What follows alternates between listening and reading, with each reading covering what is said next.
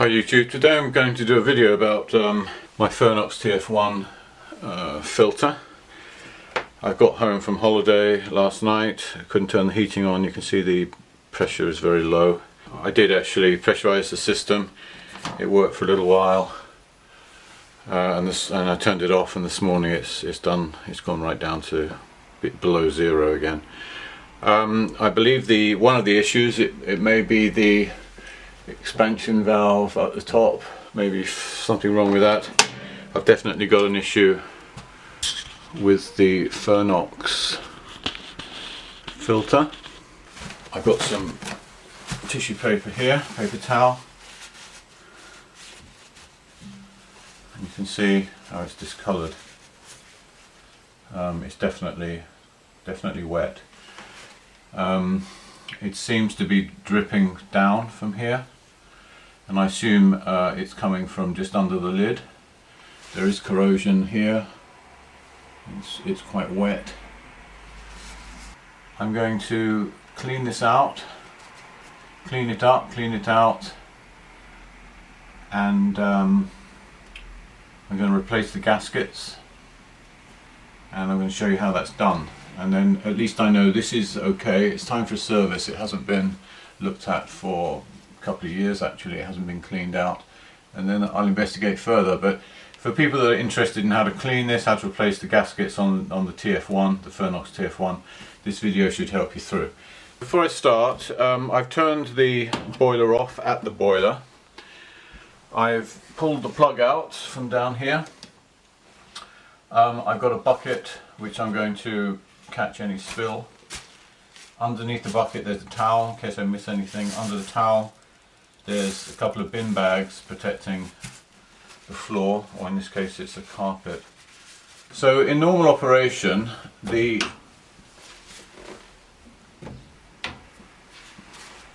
pipe is open and these two taps are in the on position.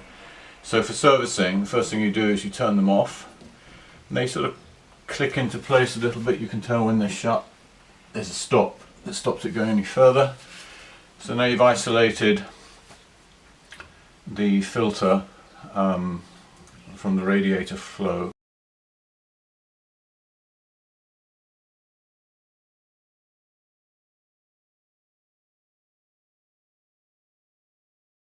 A sort of cyclonic effect. There's a magnet here on the top which goes down inside this container, which collects any debris, metal debris, any sort of iron oxide that's floating in the radiator fluid. That's basically the idea behind it. There's a couple of ways you can service it by turning it off. You can pull the magnet out and drain it, and in this particular case I'm taking the top off. I'm going to inspect all the rings and make sure everything's okay. Take the magnet out, which is sitting inside a sleeve, so it won't be wet or dirty in any way. That releases all the particulates will no longer be attached to the magnet, they'll be suspended in the liquid. And then you undo the bottom.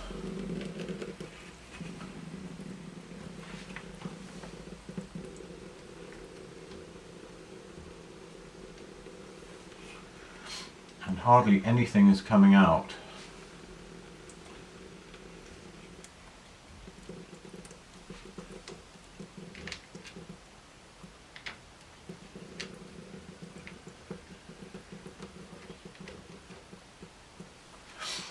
Which is interesting. I'm trying to figure out what that's telling me. There are a few bits of black rust, but very, very little. At this point I could open this a little bit and flush it, which I'll try. There we go.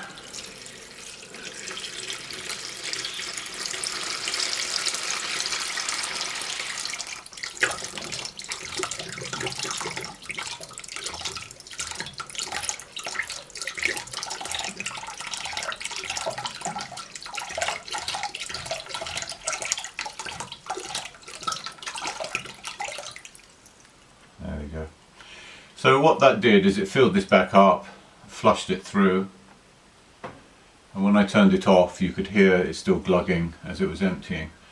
So that was one way to flush it. It's now empty. The bucket is full of black liquid. That black liquid, if it gets onto your carpet, will be very, very difficult to get rid of. So be very careful. If you have carpet, it pretty much gets into anything, clothes, it will wreck everything. So I emptied the bucket and it was very, very black, full of muck, as you'd expect. So the next thing I was taking the top off. There we go. That was quite loose.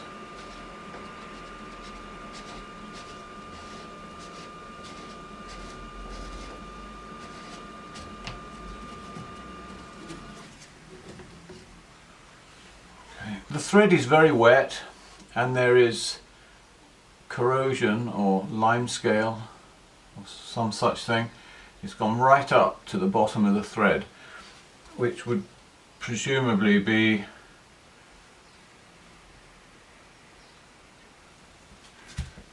in such a position that I don't think anything dripping on the top would have caused that. I think this is leakage from here and it's working its way down the threads. And also it wasn't very tight, which was odd. I don't know why it wasn't very tight, unless it's just worked loose over time. So here we can see the inside. You can see there's a lot of crud building up here. I'm going to wash that off, but it will wipe off. You can see all those black bits of rust. There's a lot of it around the top here too. So this has definitely been leaking. Okay. So I'm going to focus on this. I want to clean this up very carefully. I don't want to get any of this black stuff on the floor, on the wall. So I'm going to get some spray, some kitchen spray, doesn't really matter, anything that I can use just to clean this up. Some damp rags and a bucket of water. So I went downstairs, I cleaned this up, cleaned the top up, came up pretty good, wasn't too difficult, most of it just wiped off. I've wrapped a towel around the bottom to catch any drips, and I'm going to continue to clean all this off. I'm using a bowl of cold water, got no hot water obviously. Just cleaning it, cleaning up the threads. Okay, it's a bit gunky on the top, so this is the ring that's coming out. I'm going to replace that. Try carefully just to remove any black substance from the top, which there's a lot, by the way. You can see it, there's lots of this black. It's terrible stuff, you just don't want to get it anywhere.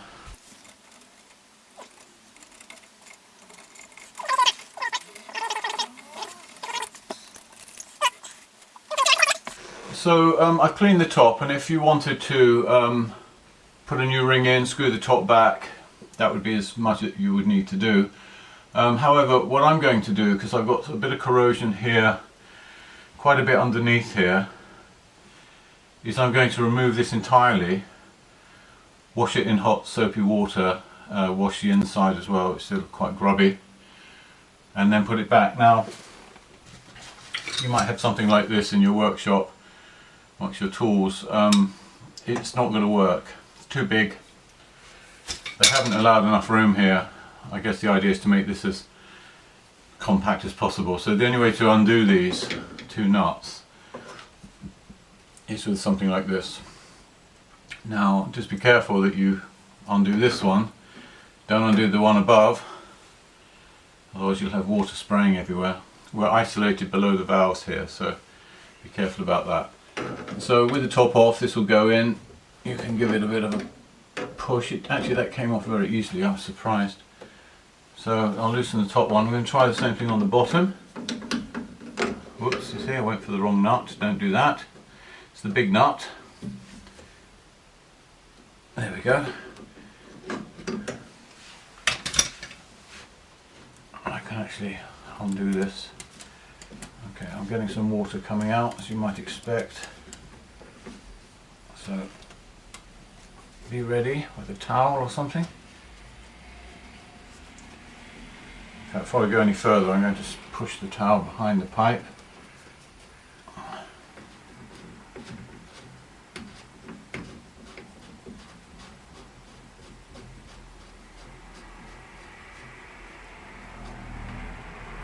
Okay, that's that one.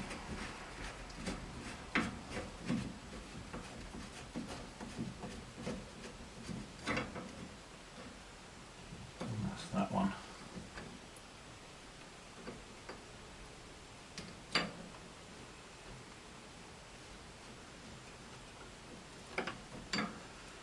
There we are.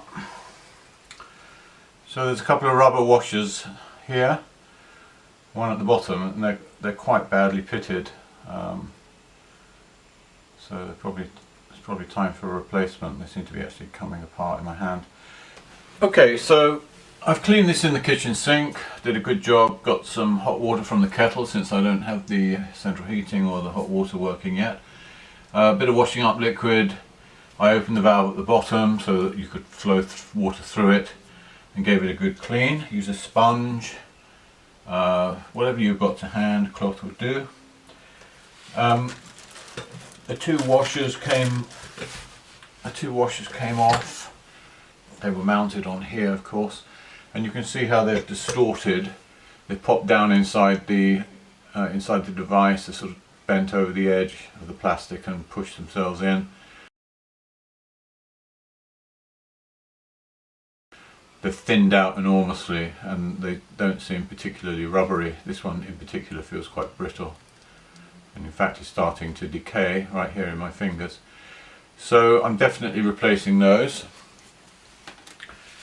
The rubber gasket on the top, it's not too bad. I don't see too much wrong with it. It has got some sort of calcification stuck on it, but since this came with the kit, I'm going to replace that anyway. I've just scooped some of the water out with this tissue here that's sitting inside this pipe. I've dried the top surface here. I've done the same here. I've dried the mating surface that goes with the washer here. And what I intend to do, while it's not specifically detailed in the instructions, I'm going to wrap a little bit of PTFE around the threads just in case anything does leak past the washer. I'm going to do that top and bottom on the Fernox TF-1 here. I'm going to use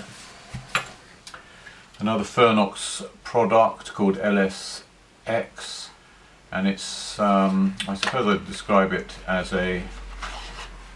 it's a sort of like a silicone for plumbing, and you put a very thin smear on surfaces that you're joining together, and then it hardens up. It's basically a sort of jointing compound or a sealer, and it's supposed to stop the sort of weeping that you sometimes get on these sorts of joints. So I will be using that as well. Again, nobody said you should, but I'm going to do it. The little bleeder valve, you unscrew that. You place the new O-ring over the top of that. It just fits up in there fairly loosely, and then you can screw it back in. I did have some leaking from that, so it's good to have the new ring there. Hopefully that will stop that. Don't over tighten it. I mean, you can check it if it's weeping, you can tighten it a little bit more, but that looks good to me. So there's the old O-ring. It's quite flat now and quite brittle. So it seems to me that it's a good idea to replace these gaskets, you know, at least every 5 years. So I put a bit of Teflon tape for what it's worth around the threads here in case anything does get past the washer. I've got this stuff I was talking about earlier. Just going to, I hope it hasn't gone off. Sometimes it sets. No, it's okay. So take a little bit and just put it gently around the top. If you can see that, I hope you can see all this. Doing this all in the air. So I'm not overdoing it. There we go. Just smearing some on the top mating surface.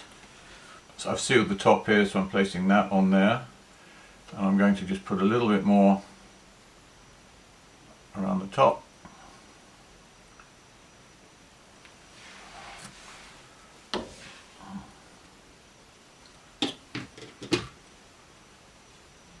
Smearing that in.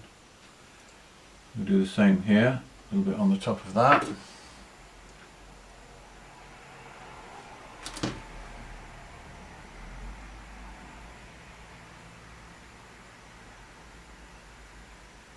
Okay, and then I'm going to do my best to try to refit this back in here. It's a very tight fit, so there's probably going to be a bit of movement. Yeah, that's come off.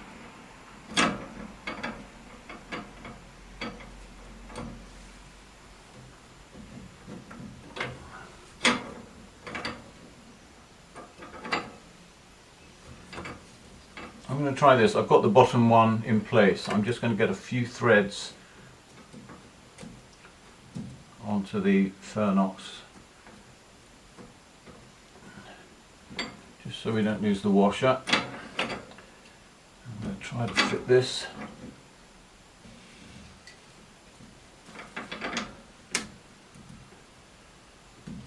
Now you see me struggling here with this. Okay, I was able to fit this. This wasn't easy. There's hardly any movement here at all. It's really tight. And I started off by fitting the bottom one, not completely tight, but tightening it almost. I had the idea it might compress the washer slightly and give me a bit more room at the top. But by sort of pushing down on the pipe, and I was able to push the washer in and get a seating. It was quite tricky, to be honest. And now I'm trying to screw this on. I'm not sure that's gone on right, but let's take that off and try again, make sure it's not cross-threaded.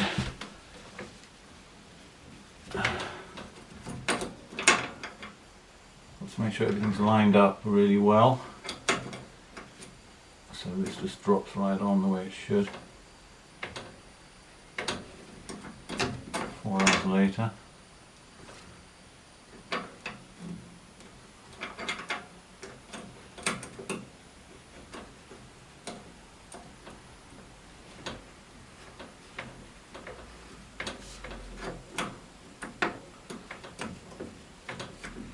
There you go. You've got to get that lined up just right, otherwise you're going to have trouble. So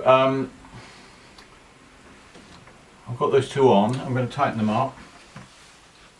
It looks to me like this nut bottoms out anyway and stops you from over tightening.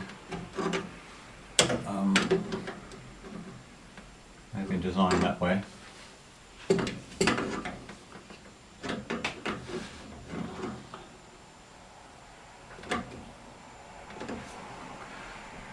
I'm not overdoing it.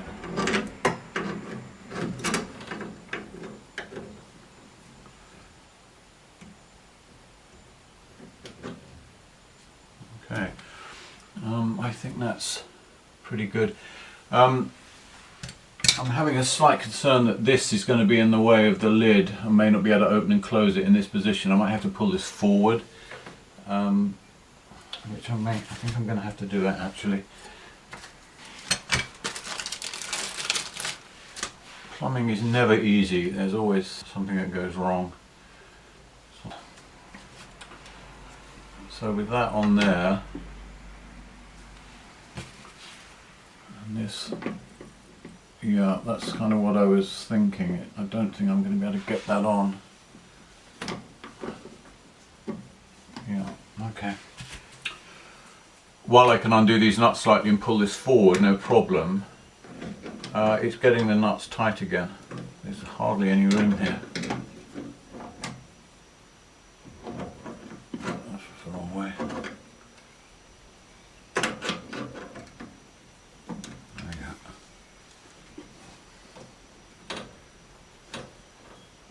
I've got to be at least like that. Yeah, so I'm going to have to tighten it in this position, which means I'm going to have to do it from that side. So my body will be in front of the camera, so I'm going to turn it off. So the last thing I'm doing here is I'm putting this gasket back. I am running a little bit of this compound around the edge, just where the two pieces come together. Just a smidgen.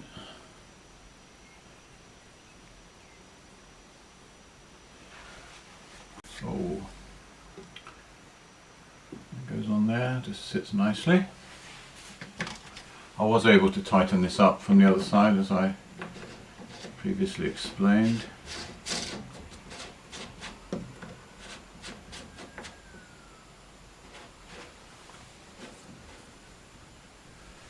Okay. Just holding on to this while I tighten it so it doesn't move. I think that's tight enough. It doesn't have to be too tight. Oh,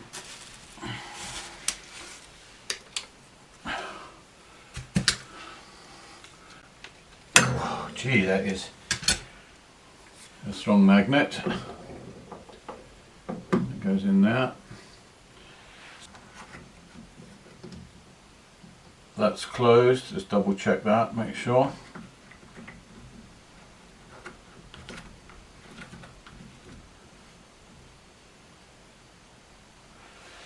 I'm keeping the bottom valve shut. I'm going to just crack the top valve with the intention of filling this up.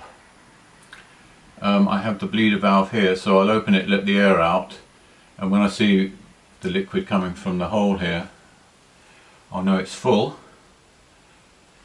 So we'll start with that.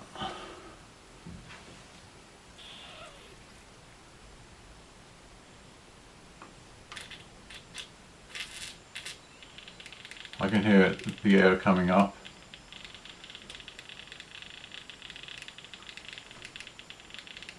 I've only cracked it a little ways, just enough to fill this up.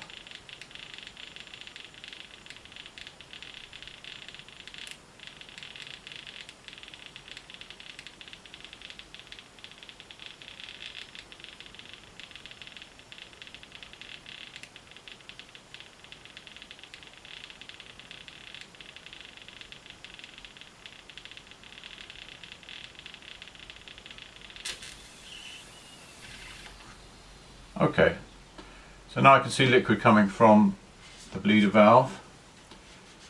Just closed it back up. That tells me this is full. Now before I do anything else, I'm just going to check for any leaks. There'll be some pressure there, but not very much at this point. It seems okay. So I'm going to open the bottom one and fully open the top. Now everything is open. I'm just going to wait a few minutes just to see if there's anything that I should be aware of, any leaks, any of the joints. It doesn't seem to be. So you can see here the pressure is very low, so what I'm going to do is to let some water into the boiler. I'm just opening up the two valves here.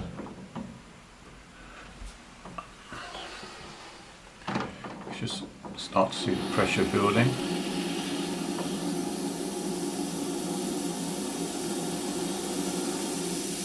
There it goes.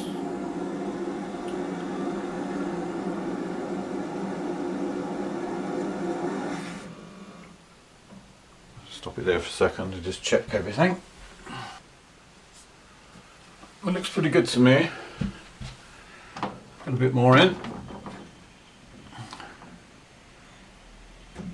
Okay, so I've just got the needle just inside the green.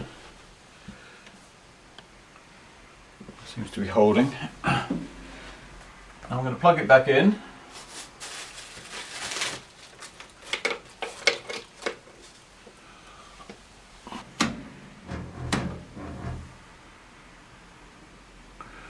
I'm going to turn the water on.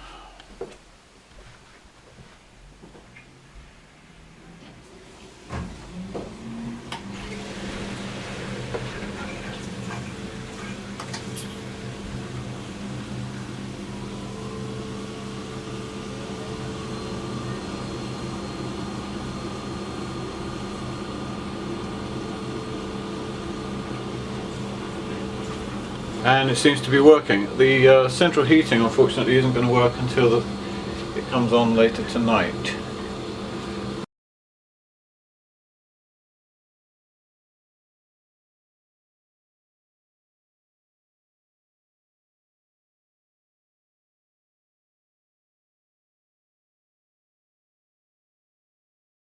That's the way I do it. I hope this video was useful. Please give me a thumbs up, subscribe, and help me get my numbers up. I'm about just over 500 at the moment. I'd like to get 1,000 if possible. Okay, thanks very much. See you again.